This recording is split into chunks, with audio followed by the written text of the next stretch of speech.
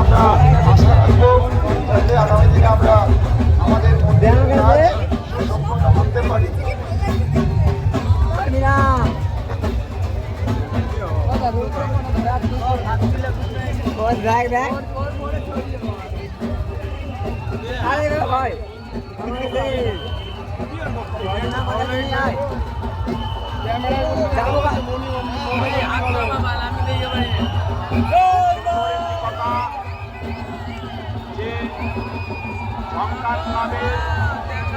তরুণ প্রজন্মের পক্ষ থেকে তাপস ঘোষ তিনি আবেদন রেখেছেন যে প্রতি অমাবস্যায় মায়ের মন্দিরে পূজা অর্চনা হবে এবং মায়ের যে মন্দির নির্মাণ হবে সেই মন্দির নির্মাণ করতে আপনারা তাদের স্বার্থ অনুসারে মুক্ত হস্তে দান করবেন।